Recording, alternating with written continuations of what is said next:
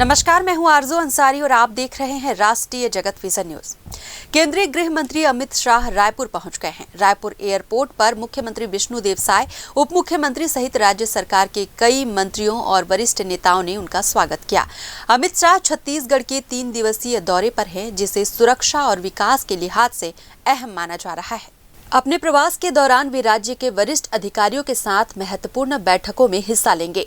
रायपुर के hotel Mayfair में उच्च स्तरीय बैठक आयोजित की गई है, जिसमें नक्सलवाद, सुरक्षा व्यवस्था और विकास से जुड़े मुद्दों पर चर्चा होगी। 8 फरवरी को वे वामपंथी उग्रवाद पर सुरक्षा समीक्षा बैठक में शामिल होंगे, जिसमें नक्सल प्रभावित क्षेत्रों की रणनीति और भविष्य की कार्य योजना पर विस्तार से मंथन किया जाएगा। इसी दिन वे छत्तीसगढ़ शिफ्टिंग द लेन्स विषय पर आयोजित राष्ट्रीय कॉन्क्लेव में भाग लेंगे। 9 फरवरी को अमित शाह बस्तर दौरे पर जाएंगे, जहां वे बस्तर पंडुम महोत्सव 2026 के समापन समारोह में मुख्य अतिथि के रूप में शामिल होकर कार्यक्रम का समापन करेंगे। इस दौरान वे क्षेत्रीय विकास और सुरक्षा से जुड़े मुद्दों पर भी चर्चा करेंगे।